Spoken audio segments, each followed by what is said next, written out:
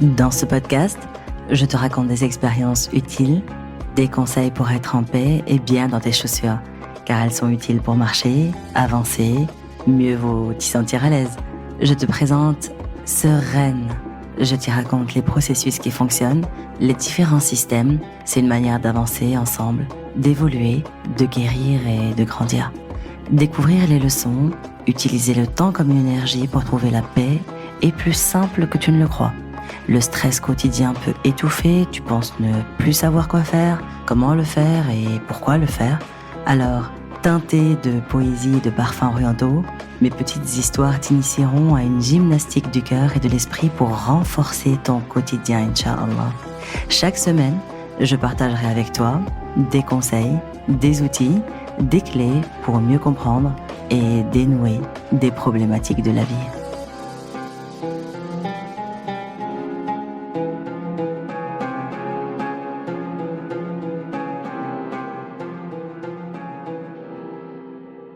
Aujourd'hui, on parle des comportements qui épuisent ton énergie.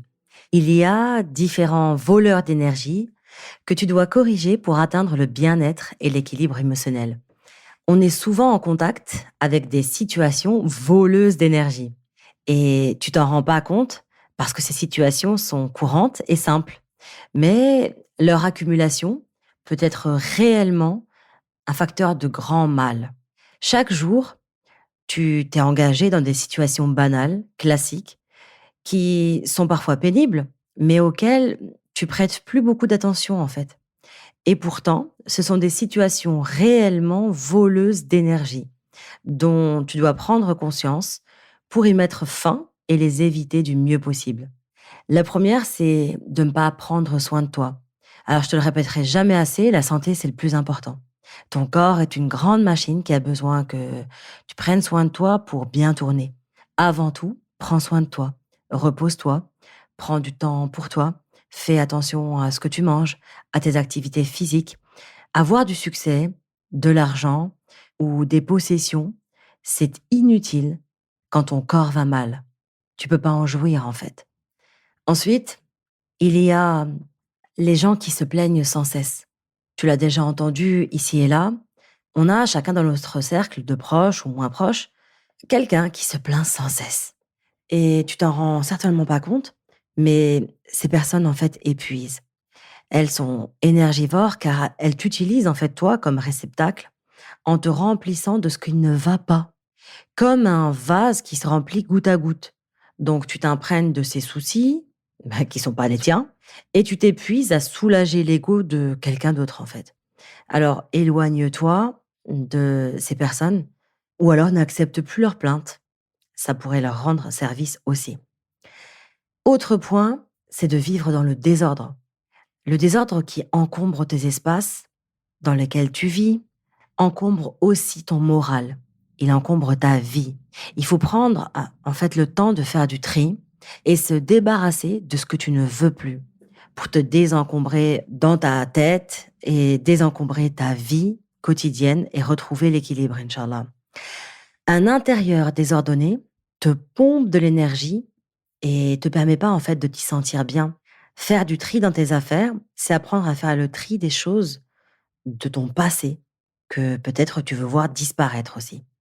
Avoir des finances désorganisées, en règle générale, l'aspect financier est une source de grande inquiétude. Et pour ne pas générer d'angoisse inutile, je te recommande en fait d'avoir des comptes à jour.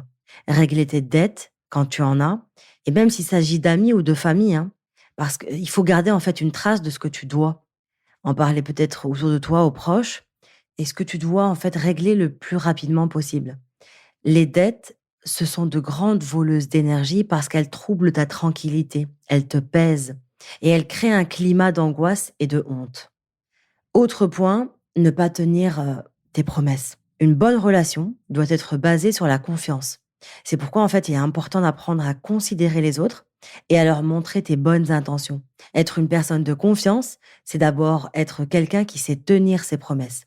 Et ne pas pouvoir le faire pour une raison ou pour une autre, ou être en relation avec quelqu'un qui ne sait pas les tenir, eh bien c'est mangeur d'énergie aussi. Donc si on te demande de tenir une promesse, Sois assuré de pouvoir le faire avant de dire oui.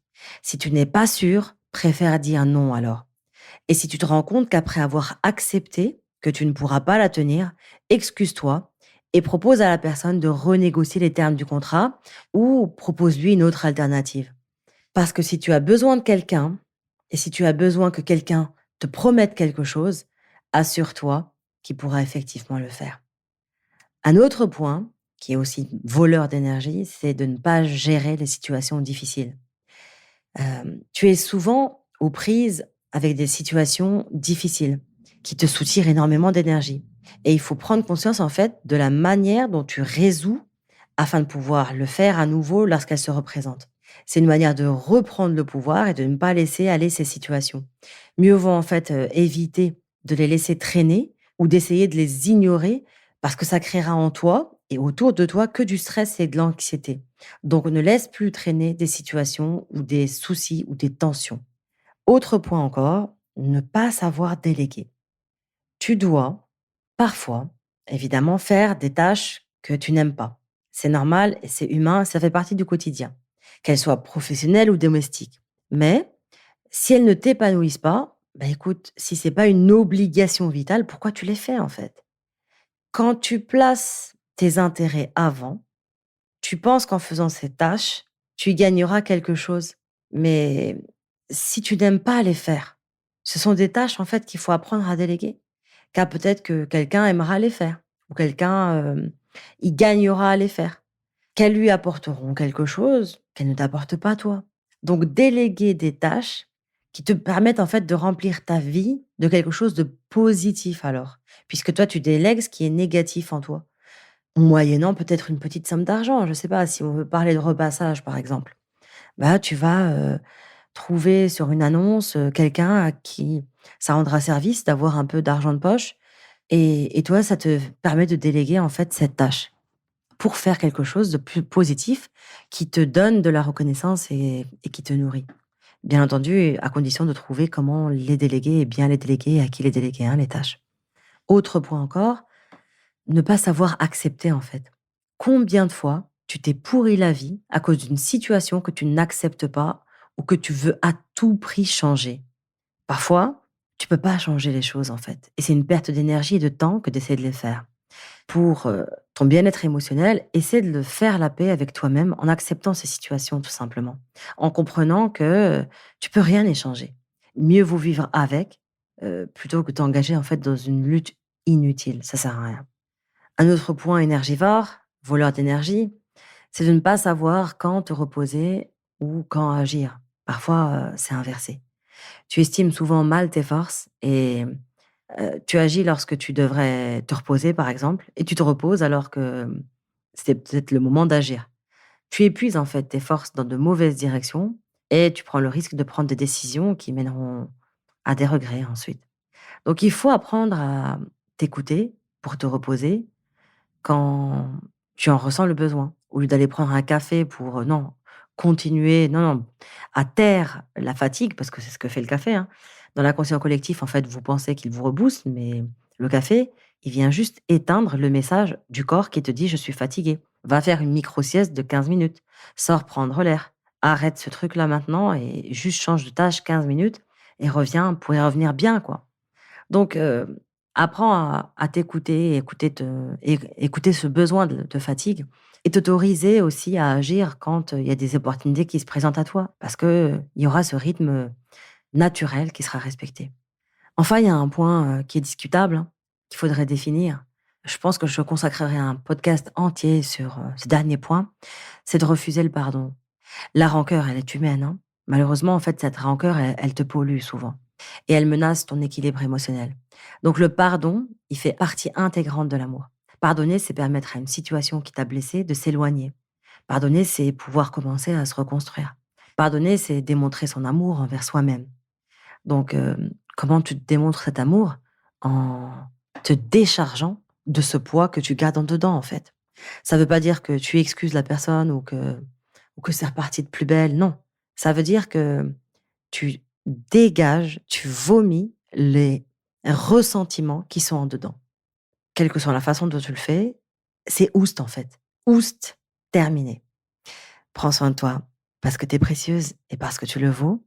Et surtout, rappelle-toi que tu vaux bien plus que ce que tu montres. Je te donne rendez-vous très bientôt pour un challenge, un accompagnement exceptionnel.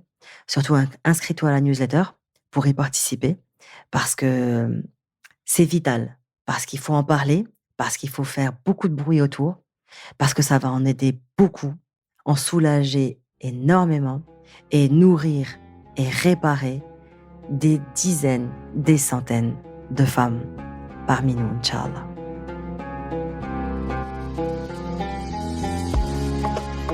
Je te souhaite d'avoir été apaisé, éclairé et outillé pour encore mieux avancer. Bienvenue vers une ambiance saine, zen et sereine. Afin que cet épisode soit utile au plus grand nombre, je t'invite à le noter avec des étoiles, à le commenter et à le partager.